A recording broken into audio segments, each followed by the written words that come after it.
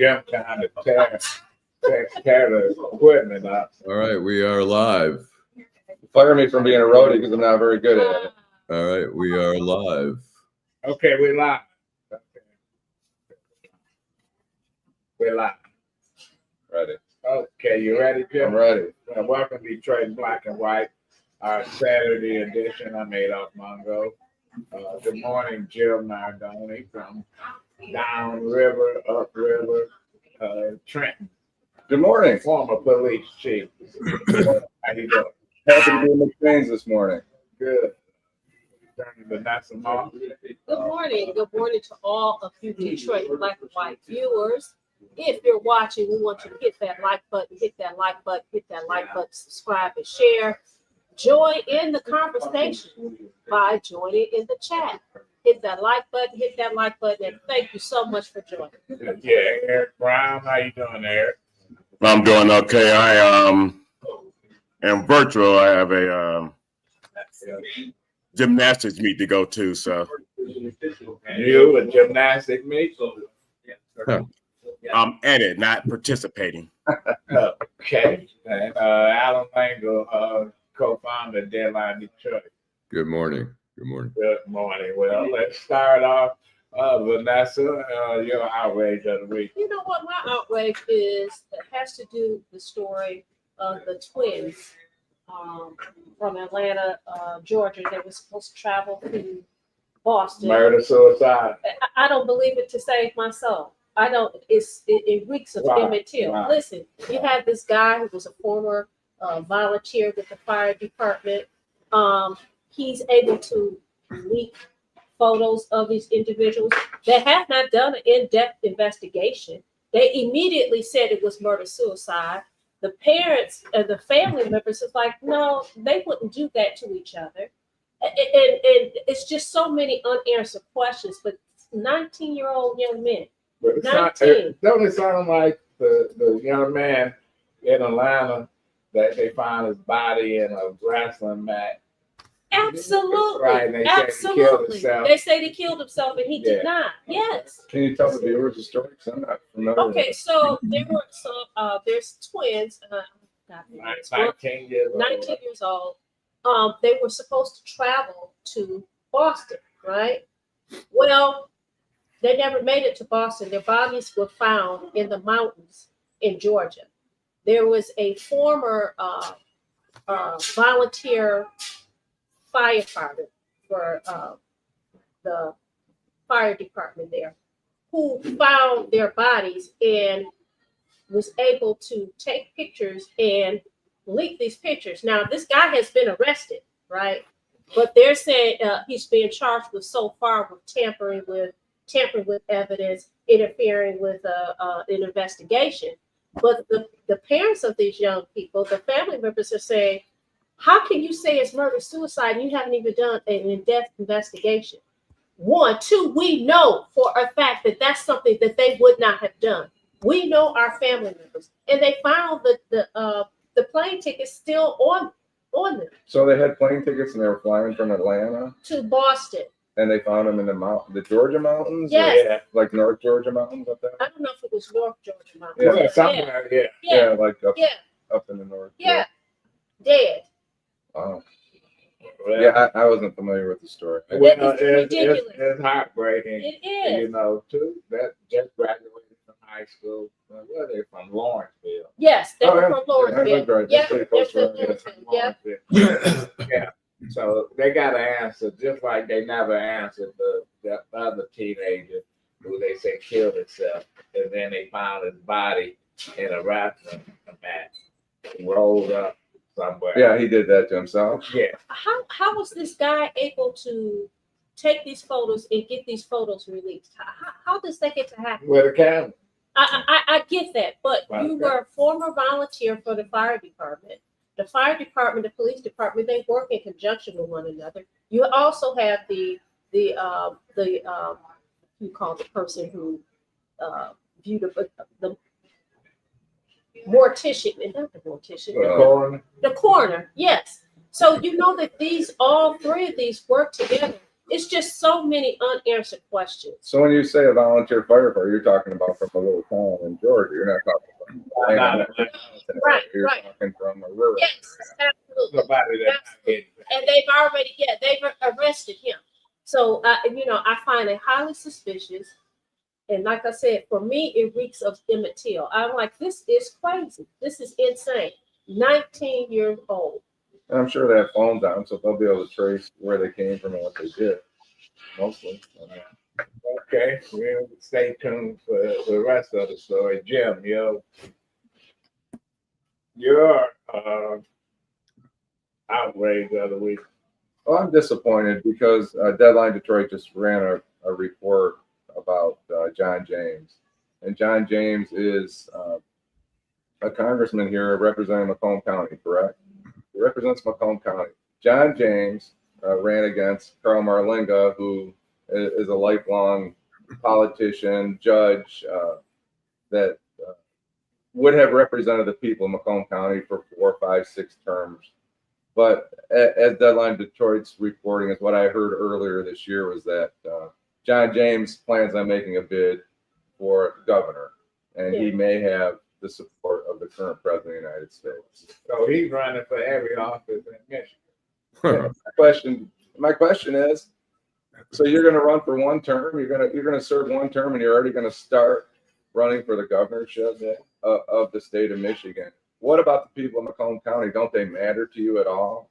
This is just a stepping stone. I mean, when we talk about Mike Duggan, he was mayor of Detroit for a decade. Everybody that's running, and he has a right to run, but he should not have run for U.S. Congress. There's only 435 Congress people, right? That's a very honored position to be in, and he's going to walk away from it after long term. He's done 2 terms. This is it 2 terms? Yeah. Less than 4 years. He just started this, so he's done 2 years. Right? Yeah. Right. So he's been in office for 2 years. But that's like Kurt Wilder, who ran for the Supreme Court. Now he ran for Court of Appeal, Right. and he got appointed to the Supreme Court. It's like, damn, how many positions you stop somebody else from getting on the Court of Appeals? They spend all your money, and then as soon as he got on Court of Appeals, he started running for the Supreme Court. So he's been How did that work out? It didn't work out for so him. it's been 26 months since he's taken his position. Yeah. Then it's like I ran for the Senate twice, the 2 different seats. I moved into the county to run. Did he really move? No, he didn't. Right. Right. He got an address. But you don't have to. Right. You don't have to live Right. in the district to Right. run for. So my question is, would the residents of Macomb be better served if They get Carl what. Marlinga? Listen, they get what they voted for. Just like they had that crazy bitch that ran for clerk and won. What's her name? Oh, The one that was on. Karamo? state assistant. You Yeah. talking about she's the Macomb County clerk. She's Oh, a Macomb state County. assistant. She's getting her. She card, was getting a mail to some caregiver different beating money. up the woman she was taking care of. She used her EBT card at the fraud, Right. and they made her clerk. Right. 'Cause, she just put a name on the ballot, and Republican when Trump won in 2016. She profited from just being on the ticket. And so you get what you vote for. And same way in Detroit, when people get pissed off and say, "Oh, we got somebody that's a crook and all that," you voted for them. Listen, you put them in office. So why are you upset? So he served 1 term and now he's running for another. Right. In reality, He he wanna be served governor. 1 term.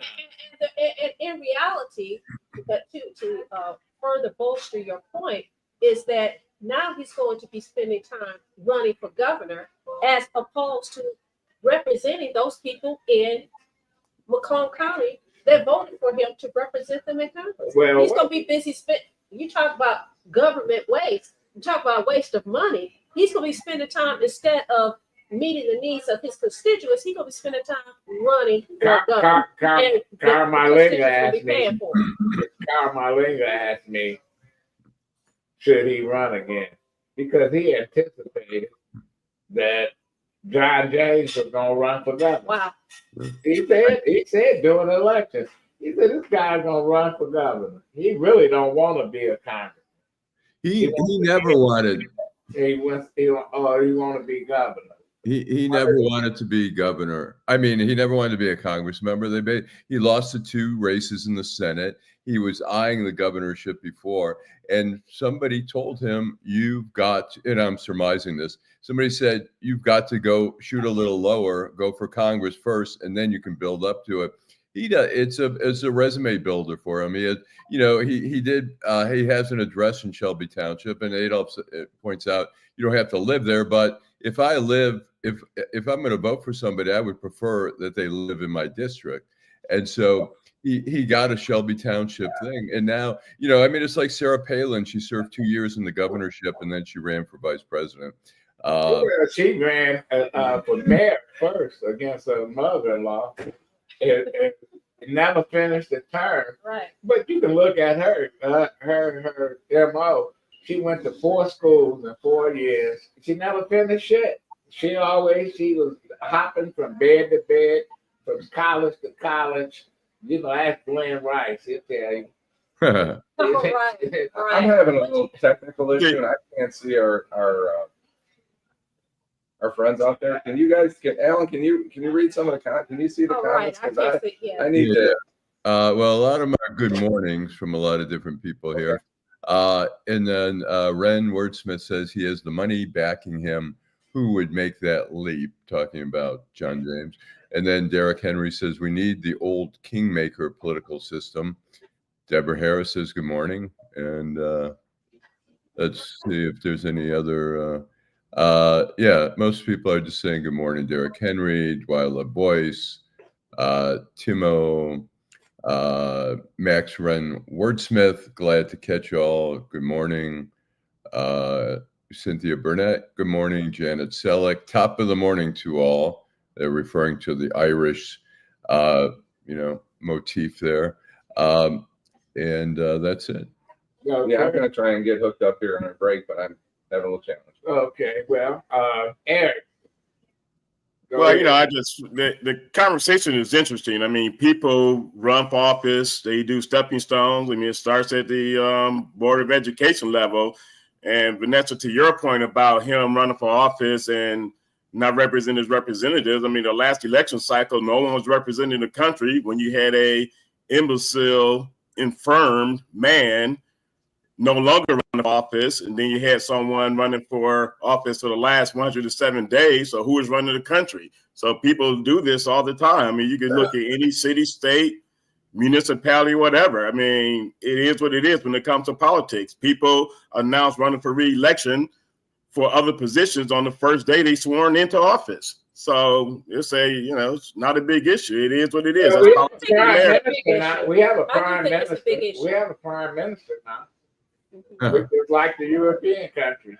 Elon Musk is he's the prime minister of the United States. He's calling the shots. But we don't have a president that's doing shit. So, and I disagree that it's of no moment. I think it is of moment. And I think that people need to wake up and realize what is going on. And as we always say, listen, educate yourself on the candidates. And guess what? Do your homework. Watch how they move. Watch what they're doing. They don't do, but they don't do it. Right, people don't do that. I mean, it's like you got 2 situations. You're not going to change my opinion, and you're not going to change my commentary about what I say. No, you got 2 council people running. He's not going to change people's opinions because they're going to, like I said before, you can go find a Hathaway that live in Afghanistan, and they're gonna vote him as a fucking judge here in Detroit. Who's running? I mean, you alien from Mars, name them Hathaway, they get elected to Wayne County Circuit Court. Gillis, and listen, Young Bloods. There used to be a name you could just put on the ballot, and you elect the daddy, the granddaddy, and the mama, and everybody else. Now they changed their names. If they married into the family, and I'm changing my name, so I get elected. I can be the dumbest, stupidest imbecile. But if you got the right kind of name, you can get elected. Look at Lamar Lemons. Now, he got elected as a state rep. His father, Lamar Lemons Sr., got elected as a state rep. Then he had his son, Lamar Lemons III. They on the school board, all that. I ain't mad at him. That's what he was just playing the game, just like everybody else. And right. I mean, it's what they do. So, as far as my outrage, I'm gonna repeat about the Department of Education. I mean, I did some research dating back all the way to 1957, and numerous programs have been implemented prior to it being called the Department of Education. It was the Department of Health, Education, and Welfare. And there have been numerous programs that have been colossal failures. The most recent failures were No Child Left Behind. Then you had the Clinton program that was a failure. Then you had Obama's program that was a failure. But then people want to wonder why the Department of Education is being eliminated. The Department of Education has been a failure for years, for decades. I mean, dating all the way back to Dwight Eisenhower. So you can look at half of those departments and say they've been failures. Look at the deficit in the government. Whether we $1 trillion or whatever, you can't even put a number on how much we spend and how much we take in. When the last time the U.S. balanced the budget? Was it Clinton? Clinton was the last president to balance the budget. Everybody else just spend. And that's all they doing now. They spending too. They spending the narrative and they spending the money. Right. So yeah, you're right about that. And Jimmy Carter just start calling it something else. He called it Department of Education. Right. So yeah, you're right. It's been listen, it ain't been successful in a long time. I don't think it ever been successful. So what's your outrage? But I don't have an outrage. Alan. I'm going to do two quick ones. One is the deportation of the 200 Venezuelans, El Salvador. I mean, they're coming up and saying one guy was a soccer player. He had a tattoo. They thought it was a gang tattoo. It was a tattoo of his favorite soccer team. Another guy's a makeup artist. And, it's done under the guise of making streets safer. But when you just grab people off the street without any due process, it's called vigilantism. And that's what's happening here is there's no due process. So half the people are being thrown in these maximum security prisons in El Salvador without any due process. Some may not have anything to do with the gangs, and it's likely some don't. And the question becomes, how would you like it if you got ripped off the street because you were talking to some gang member and they said, we see you talking to that guy, you must be part of it. Anyways, there's that. And there's also WXYZ is doing a story on, I hope I pronounced the name, Nazia Harris, the 13-year-old. Nazia, I'm sorry, who got off a bus when she was last year at 13 years of age. The guy who was charged in her murder and sexual assault, she's supposedly pregnant. She was pregnant with his, he was the father. In 2022, WXYZ reported that somebody filed a report that ended up with the DPD alleging that he sexually assaulted her at that time. They never investigated, and now the police are saying, yeah, we fucked up. We're sorry. It was sloppy. The report, they did investigate one person in there, but not the other. And so anyways, that's my two things. So okay, well, Tim Moore there, and maybe you want to take a commercial break, and then we'll bring Tim on. Let me. I guess we can take a commercial break because I don't have an outrage. We'll be right back. Detroit in black and white. Hi, I'm Eric Sabri, your Wayne County Treasurer. If you're living in a home of a deceased family member and you're facing property tax foreclosure, The probate process can be helpful to you. If you file a probate petition and notify our office, the foreclosure proceedings will be halted during the probate process. Contact us at 313-224-5990 or email us at taxinfo@waynecounty.com. We're here to help.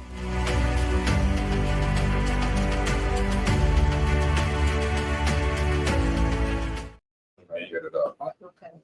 All right. So we got Tim. Tim, are you there? Hello, can you hear me?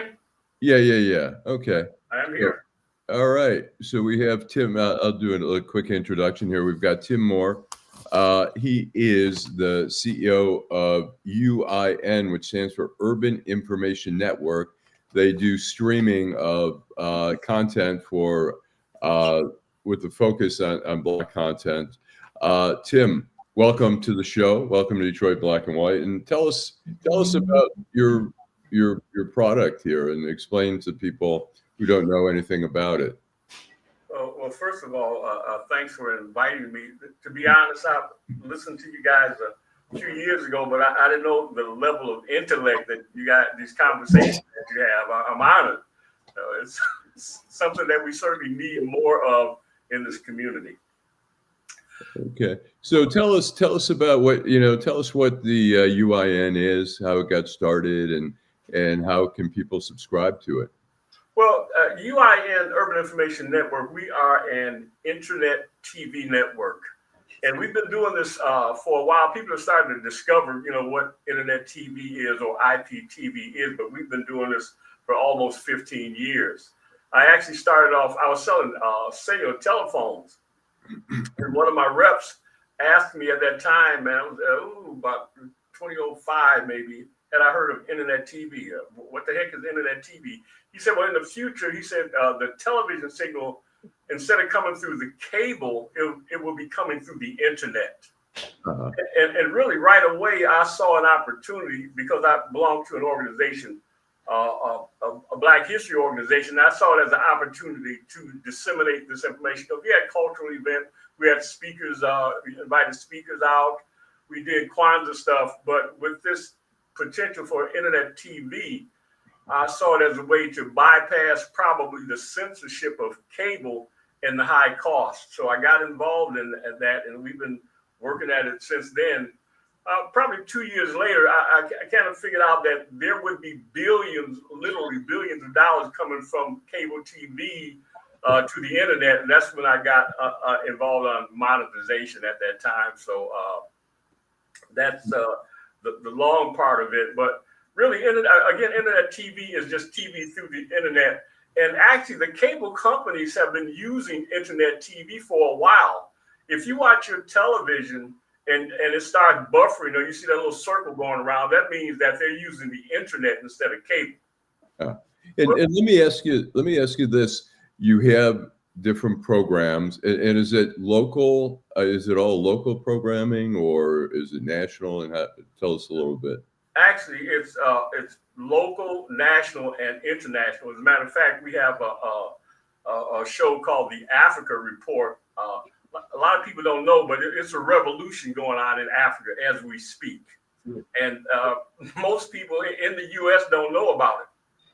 But they're changing things. They're kicking a lot of these countries out that's been part of destabilizing the continent. And so those are going to have ramifications for the U.S. But we have, we do as much local as we can. Uh-huh. It's a challenge, getting funding, because I just saw an article this past week that said local TV news they're having serious problems. And when you sign up for your service, can you get regular cable as well, or is that totally separate? Do you have any agreement with the regular cable, or how does that work? When you say regular cable, I'm talking like Comcast or some of the other. No, they definitely don't want to do anything with us, because one of the selling points that we have, we tell people with our platform, you don't need to log in, you don't need an ID or password, you don't need cookies, you don't need an app, and there's no fees. So cable is the opposite of that. That's why they're going out of business, really. Anybody how do I access your service? Well, we have a local. Actually, we have about 25 local affiliates here in Detroit. It's DET IPTV, and we have. Could you say it again? What is it again? DET, short for Detroit. I as in island. P like Paul. TV.com. So DETIPTV.com. Okay. We operate Detroit. We operate Lansing IPTV, Grand Rapids IPTV, and Flint. We have Chicago IPTV, New York, DC, Atlanta. We got about 25 cities affiliates in the U.S. and we have 5 in Africa, but we want one in every country in Africa eventually. So I get the feeling, maybe I'm wrong, that this is I'm going to liken it to a lot of people watch Tubi, right? And they have a lot of independent films, that's right here in the city of Detroit, Yes. Atlanta, that kind of thing. Yes. This is the alternative to Tubi. I refuse to watch Tubi anymore because I know who owns Tubi, and I'm just not with it. So, Fox. Well, are you So- surprised? No, I'm not surprised. Am I correct in saying that? No, well, actually, no, we're not competing with Tubi at all. I've never been on Tubi. I do hear that they bought up as many black movies as they could, and they offer a platform for a lot of the local film. But no, we're not competing with Tubi. Our mantra is we are keepers of the culture. And how are you generating revenue for if it's free for any subscriber? Is that correct? Or Well, we have the free side, which is our affiliate DET Chicago, the other one, but we have a premium content in our subscription service. But we have advertisers, we have people who pay for to put their shows up, and we produce content as well. What's the premium content? What do you get for that? We have movies. We archive some of our shows. We have an archaeology channel. We have a history channel. We have a DNA channel. We have a COVID channel. So that's premium content. Tell us the COVID channel. What is that about? We probably have more articles, peer reviews, studies than any media platform in the country, and we have been totally misled about COVID. And this is not information that I'm presenting myself. It's from research, institutes and really peer reviews. Interesting. And when you say a lot of misinformation, what is it that you're? Well, you know what? That would be like talking about that now would be like saying, well, what about Trump? Right. You like, I have people who've lost family members talking about Trump.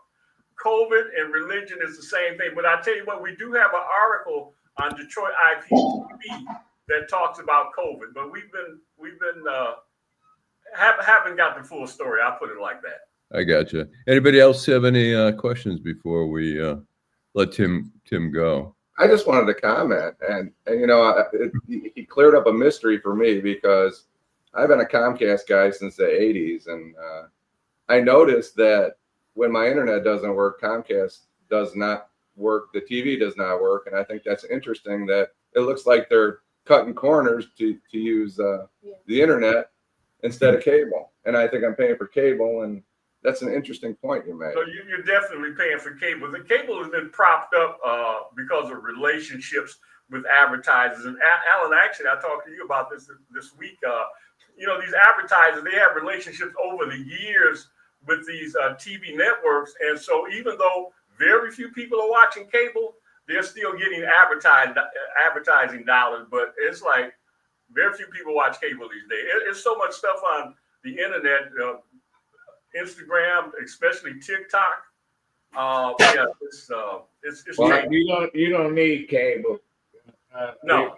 Cable just a waste of fucking money. Yeah. Waste of channels.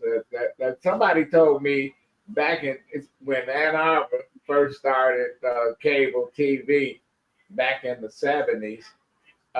They worked at the cable station, and they said, they can turn their camera. If you got cable, they can turn it into They can look in your house. Alexa, yeah. Yeah, What? they can turn the camera on you. Oh, You wow. know, closed circuit. Right. Yeah, And they they was listen to doing your closed In circuit the 70s. in the 70s. So they was Tim was right. They already was doing internet TV.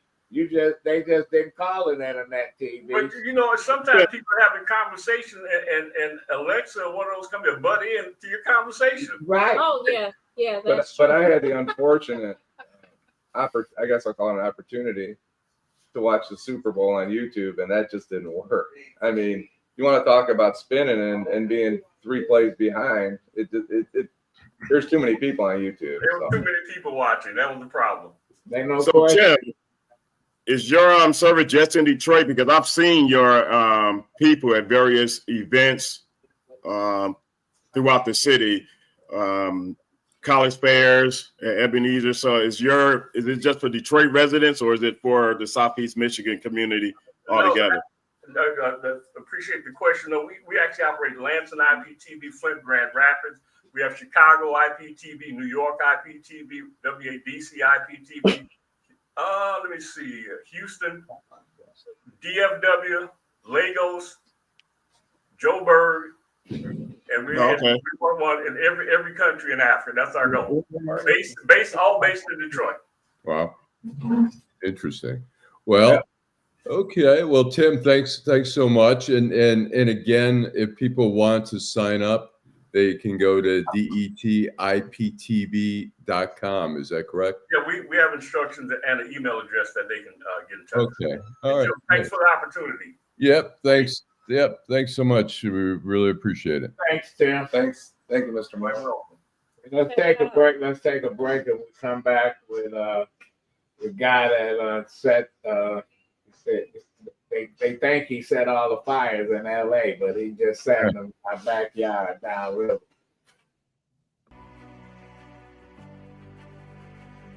Hi, I'm Eric Sabri, your Wayne County Treasurer. Are you living in the home of a deceased family member and you're facing property tax foreclosure, or maybe you know someone who's in the same situation? The probate process may be helpful to you. If you file a probate petition and notify our office, the foreclosure proceedings will be halted during the probate process. We have several nonprofit partners who have free attorneys who can assist you. Contact our office, 313-224-5990, or email us at taxinfo@waynecounty.com. Don't lose your family property. Some of these properties have been in the family for 4 or 5 generations. Contact us now. We're here to help.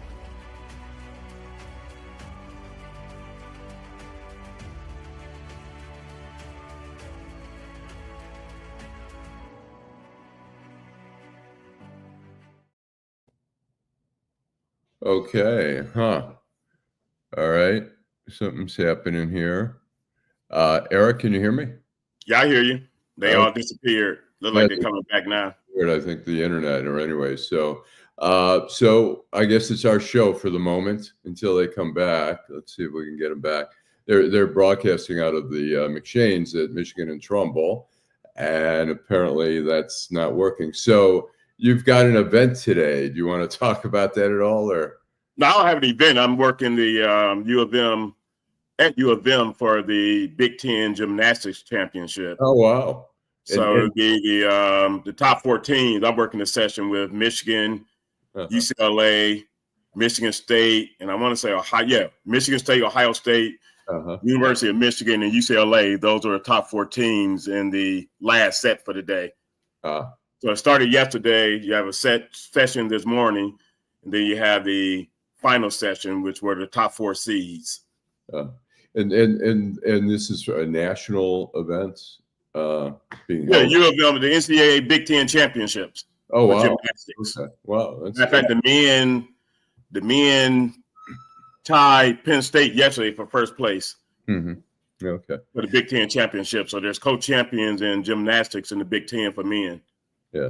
Well, let me ask you, you've always prided yourself on being very concerned about literacy. How is it possible?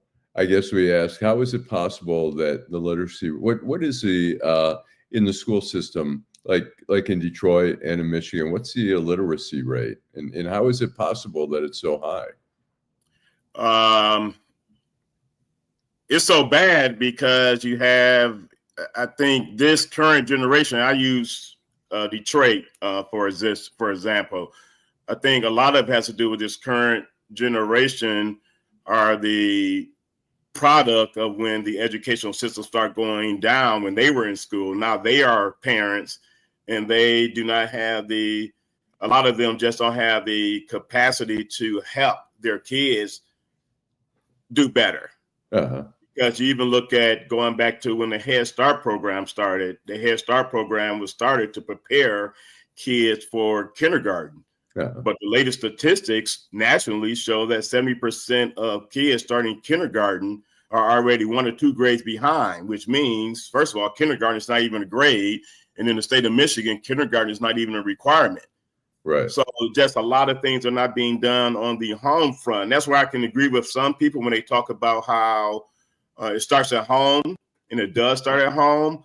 But then you have to, and someone asked a question last night when you weren't on, Alan, about what things can be done. And I use the example of people getting involved. I mean, I happen to be a part of a team of human resources professionals that were coaching students at CAS in a competition. And for the regional competition, the 5 students that we coached came in 1st, 2nd, 4th, and 5th. For the state competition last Saturday, one of the individuals that we coached came in 1st place. Now she's on her way to Orlando, Florida in May to compete in the national competition. And that's very important. People have to, the community have to get involved. Those that are educated have to get involved because the teachers have a hard job. These teachers are being teachers, parents, social workers, counselors, everything else. And they just can't do it alone. Then you have the disruptive students in the classroom that prohibits everyone else from learning. And I saw that a few months ago, well, not a few months, last month, when I spoke to 6th through 8th graders at a K through 8 school in Detroit. There were 3 segments of students in that library, Alan. There was an engaged set of students, and these are all black, all the boys, 6th through 8th grade boys. There was an engaged set of students. There was a set of students that were there because they had to be there. And then there was another set of students that they didn't care. They were just being disruptive. And that's what's accepted in a lot of these schools. They would rather just let them be as opposed to addressing the behavioral problems. And you have to address it because they're going to continue to emulate and be disruptors in the classrooms that prevent other people from learning. Let me ask you that. Let me ask you this.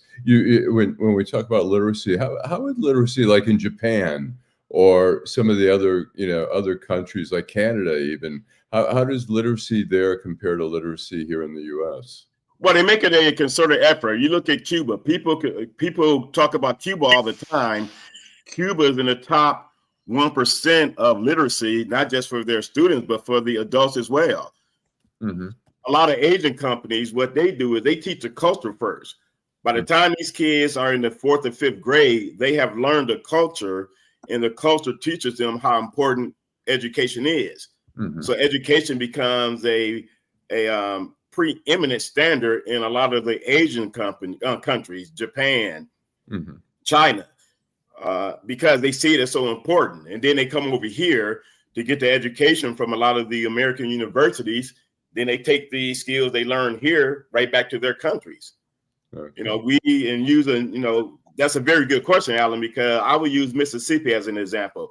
Mississippi was in the bottom 10 of education in this country not less than 15 years ago. Right now, and Michigan was in the top percentile, the top quarter. And right now, Mississippi is in the top 20 for education. Michigan is in the bottom 10. Mississippi made it they got tired of being the butt of jokes with regards to being illiterate. Mississippi, Louisiana, and Alabama. All 3 of those states have made significant gains in literacy because they made it a concerted effort. And people think spending money is the answer, and that's not. I mean, Baltimore and New York spends upwards of over $15,000, $20,000 in some cases per pupil. Baltimore is one of the worst 5 districts in the whole country. Wow. It's, there's a joke in Mississippi, I guess the literacy rate was so high that people couldn't even spell the name of the state. Probably. But how here in Detroit we've got a election going on. We've got a mayoral race, which is not that far off. I mean, the August primary is just really around the corner, and we seem to, because of the separation where the mayor does not have control over the school system. How do you get that on the radar? Like, maybe the mayoral people think like, well, it's not really our jurisdiction, so we can't. How do we get that to be a priority here in the city, which it should be? Well, that's part of the attitude of a lot of the elected officials in Detroit, that's off their radar, but they need to make it a part. And we've spoken to 3 different candidates with regards to education, that being Fred Durhal, the third, Suntil Jenkins. We've spoken to her a couple of times, and then Mary Sheffield will be on next Saturday. Right. And you have Solomon Kinlock, who has mentioned it in his great presentation to the community. But and then also at the Fox Theater when he announced his candidacy. But his video, he talks about children and the necessary need for us to care about the children. And I'm hoping that he go back and update his video or make another video to talk about the correlation between his introduction at the Fox Theater in the video and talk about education. But you have a lot of cities that do have the mayor being in control over the their school districts. Right. We look at the state of Michigan. You have Governor Whitmer, who created a new level of bureaucracy with MyLeap and the lifelong learning of education, and pretty much this, people don't want to say this, pretty much dismantled the Michigan Department of Education. And I think that if you're not going to take it over, I do think that the next mayor needs to develop a task force of people that care to address the problem, be the watchdog. You look at the school, you look at the testing scores pre-COVID, post-COVID, and things have not improved in Detroit. And the community just have to get more involved. We can't just keep sitting back saying how bad the problem is and being silent when test scores come out showing that 6 of the worst academically performing high schools in the city of Detroit and when are in the city of Detroit and in the top 10 for worst in the state, and that makes no sense. Right. When you say people need to get involved, people are kind of, we always say people need, like with, politics or whatever, we're always saying people need to get more involved, but they don't know how. They want to get involved, they just don't know how. What's the best way for people to get involved? Every school in the city of Detroit is open to volunteers. Parental, you don't have to be a parent. I don't have any kids at CAS. I don't even live in Detroit. You don't have to be a parent at that school, but you can get involved. You can attend their PTA, PTO, whatever they call it nowadays. You can attend PTO meetings. You can attend the chess competitions. You can attend the Umoja Debate League competitions. Those are all made up of Detroit schools. It's just a matter of quit complaining about it and just get involved. And that's the key right there, because Detroit is a city where you have a lot of new residents coming into the city, but they're not sending their kids to the Detroit schools. Right. And that's a problem. And it was and like I said, I thought I sent it to you all, but last week there was a hearing in Lansing on charter schools, cyber schools, and virtual schooling. And we talk about, it's not just about the population decrease in Detroit, but 74% of charter school students in Detroit are former DPS students. Wow. And that's a high number. Yeah, I mean, we see here in the Detroit, the whole metro area. I mean, you go to Oak Park, you've got Detroit students, you go to Southfield, Inkster, all this. Do you think that's a good idea that people have options not to go to Detroit, or should there be some type of, or does Detroit have to try harder to keep students here? Well, they have to try hard. It's 2 things. They have to try harder to keep students, but under the same token, I'm a big proponent of school choice. I just feel that if you have a talented student at a school that just cannot be the best that they can be, reach their level of um,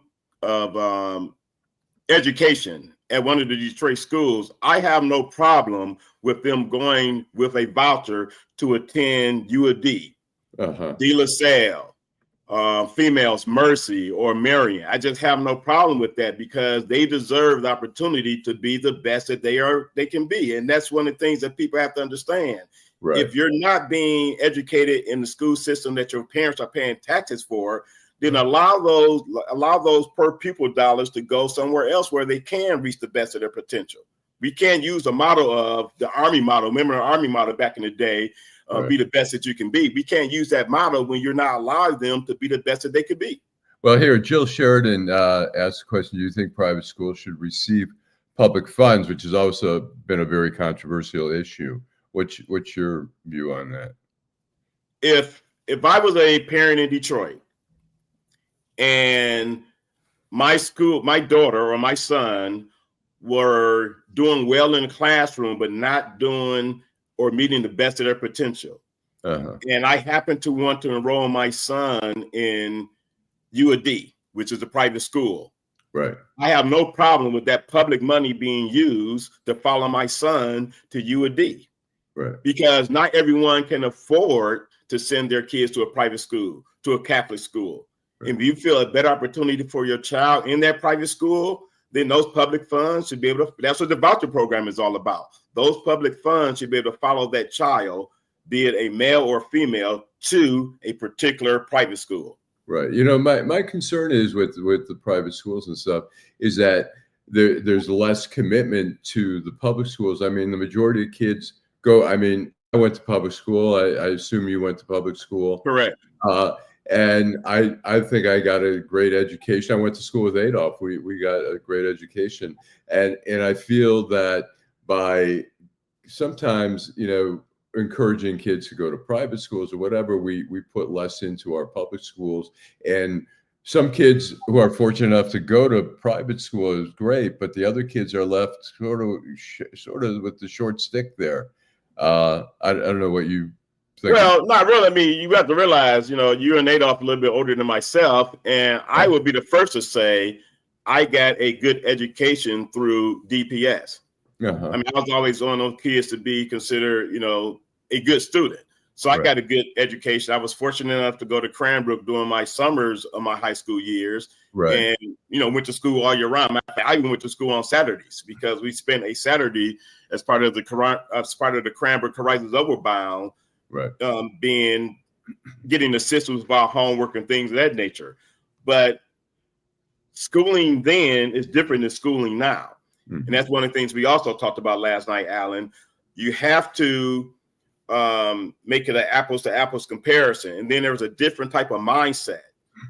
I tell people all the time, my mother was very educated, very intelligent. My father, I don't know if he even had a high school diploma, but one of the things that was talked about in our house was the importance of education. I don't think that's talked about enough nowadays. Right.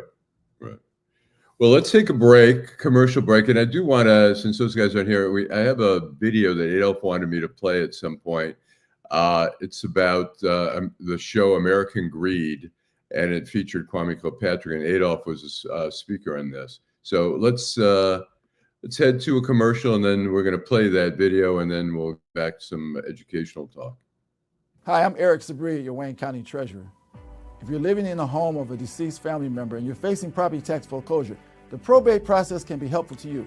If you file a probate petition and notify our office, the foreclosure proceedings will be halted during the probate process. Contact us at 313-224-5990 or email us at taxinfo@waynecounty.com. We're here to help.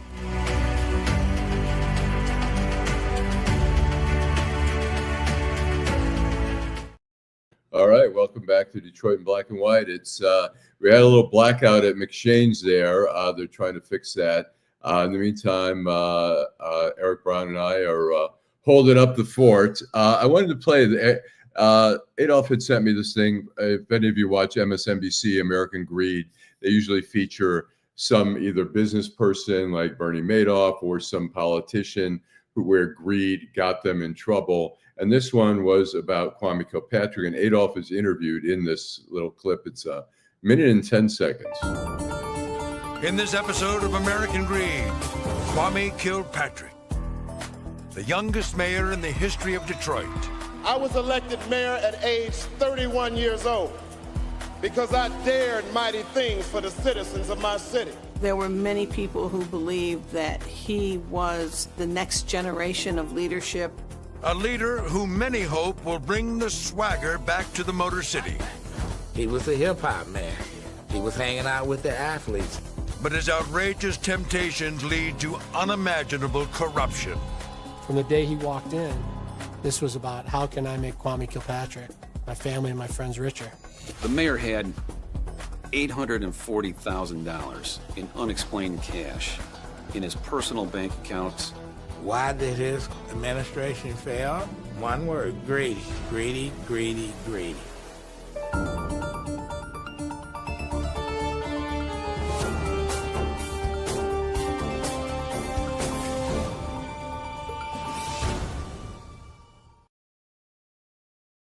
Okay, well, that's always interesting. That's a whole other show. Maybe one day we'll get Kwame on. Right now, Kwame is living in Novi with his family, and every Saturday, I'm not sure the arrangement, but he speaks. You know, he's got a ministry now.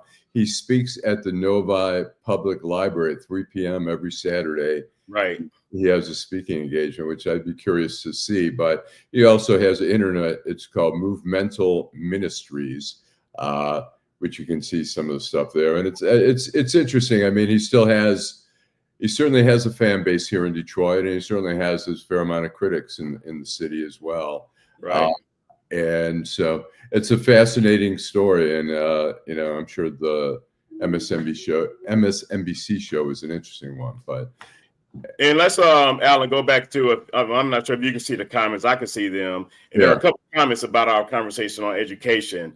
Sure. And I mean, that was interesting. I don't know who brought up Dorian Denard. That's when I was going to read. You know, he said, from my view, the purveyance of single-parent households and a selfish attitude from said parents is also an issue. And he's correct.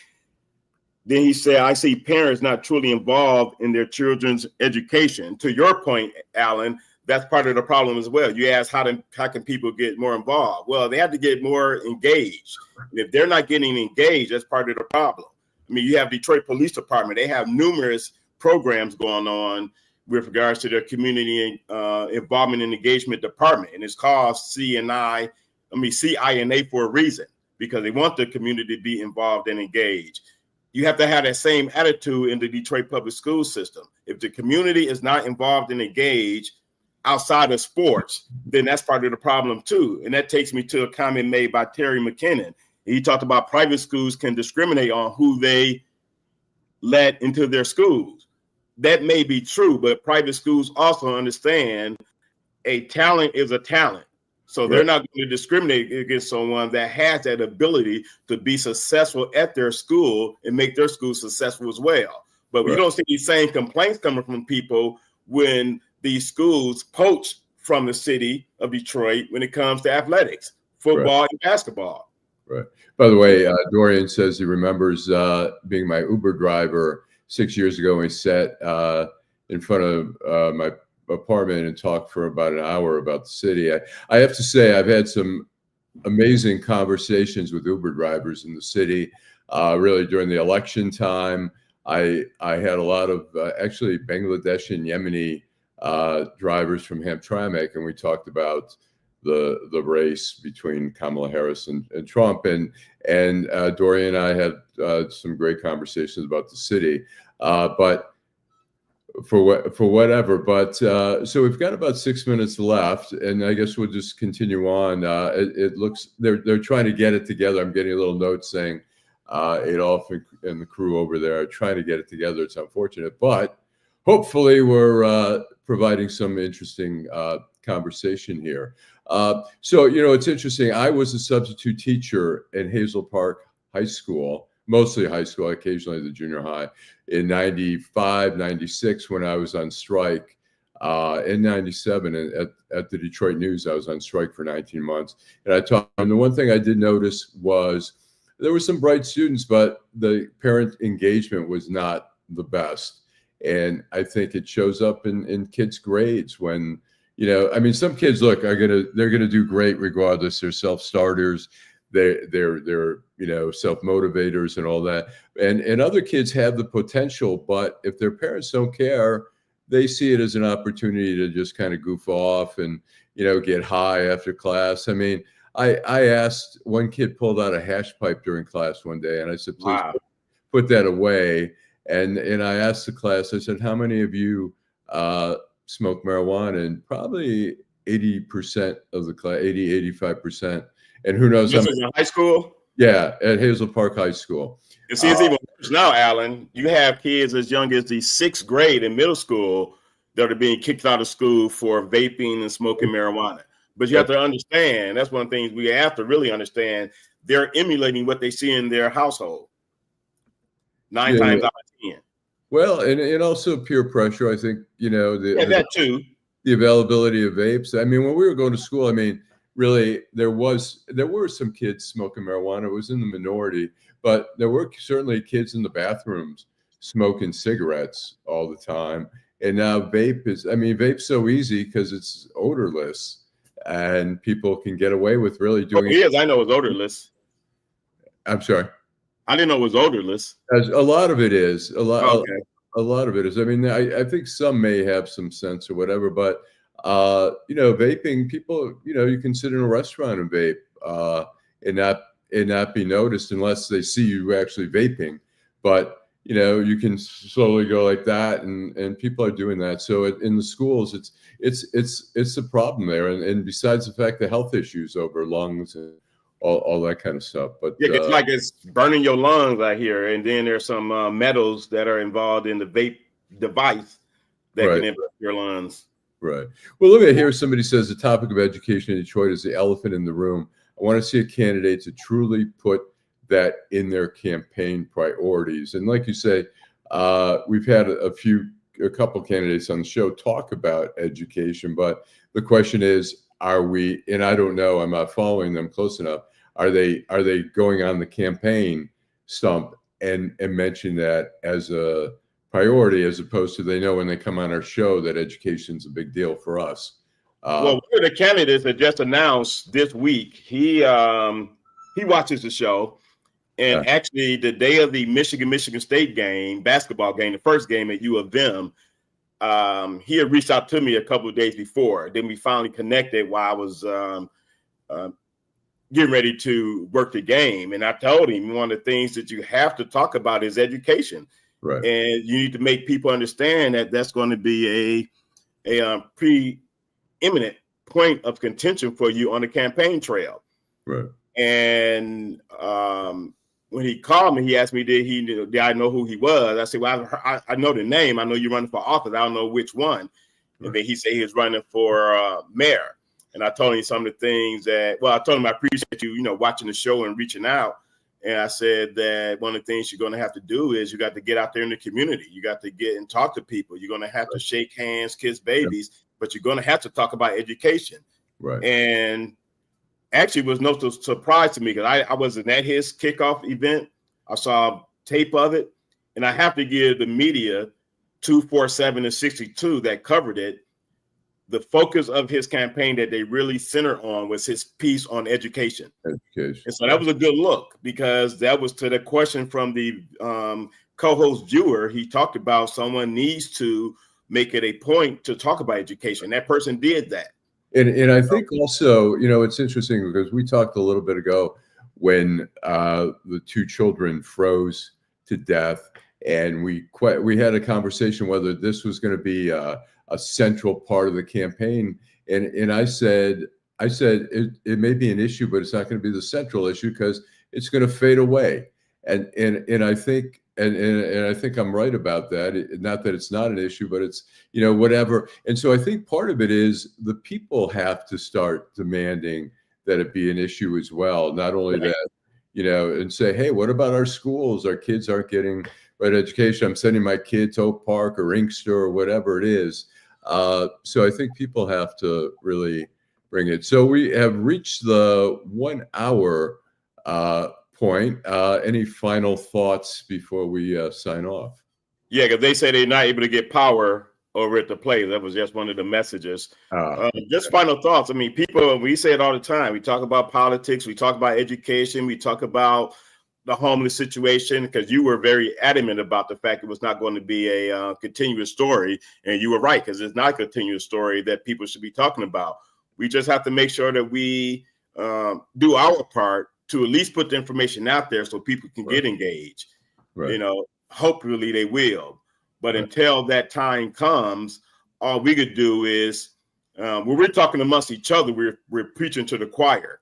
But all we can do is emanate that same information and energy to the viewers, the watchers, and the listeners, and so that they can do the same thing when they're in their circle of people. Right, absolutely.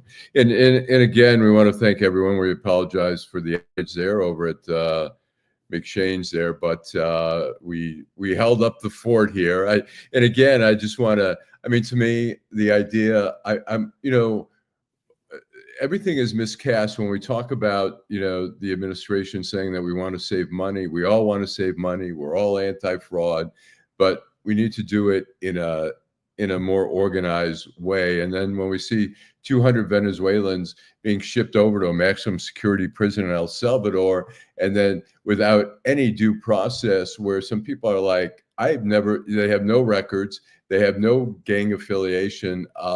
I think we're entering dangerous territory there. I think we all want a safer community. We all want to get rid of gang members who are here illegally, but let's do it right. Or like I say, it turns into a vigilante where, you know, you just say, well, whatever, we're doing the right thing and we don't have to have due process. So, and one more point, Alan, people have to really pay attention, because there are being stickers distributed out at various Republican events that reads, "Republicans finish the job, Trump 2028," with the presidential seal on it. People have to be very vigilant as it relates to the Constitution. Read up on the Constitution so that they will know that you cannot run for another, he cannot run for another term. Right. And people have to be very vigilant to ensure that that does not happen with regards to trying to change the Constitution. Right. And I think the Constitution requires 2/3 majority to change in both the House and the Senate, which they certainly they don't have the votes in either one to do 2/3. They barely have enough in the House for majority, right? And the same thing in the Senate. So I agree with you. People need to have an understanding of the Constitution, is which what makes us a civil society is laws. That's why when there are revolutions and civil wars in other countries, when we send our legal scholars to Afghanistan or whatever countries to try to create constitutions, they want to have a foundation of law that we can adhere to, and that's important. So you might want to screenshot that last comment, Alan. I don't know if you can see it. Oh, it's up now. Okay, Black and White is the only source for local politics and culture in Detroit currently. Can't get this type of commentary from the news people and talking heads on TV. We greatly appreciate that. I think we're good. So I think we are. Whoops, I gotta get to our sign off here. Hold on. Anyways, all right. Yes. So anyways, we'll be back on Wednesday, hopefully with the full crew here. And Eric, thanks for stepping up. Appreciate it, and have a great weekend. I'm curious how the gymnastics thing, that sounds like a lot of fun. It sounds like a great program. Yeah, I'll let you guys know. I mean, I'll send you all this sticker that someone sent me, but I also will send the results of the gymnastics championship later today. Can anyone go there today? Can anyone? Oh yeah, anybody could go. Yeah, all the events at U of M are open to the public. Where exactly at U of M? It's at Chrysler Arena. Chrysler Arena. Chrysler Arena. And the session I'm working starts at 5 o'clock. I think the current session maybe have already started. You have some people that worked all three. I'm working only one. Is there a ticket cost to get in? I would assume there is. I can find out and I'll let you know. Okay, cool. I know some of the events, athletic events are free. And I'm not sure, outside of basketball and football, a lot of events are free. Right, I got you. But I can find out if this is like track, all the track and field events are free. Okay. Lacrosse, but I find out this one is. great. All right. Have a great weekend. All right. Thanks. See you Okay. Wednesday. Have fun.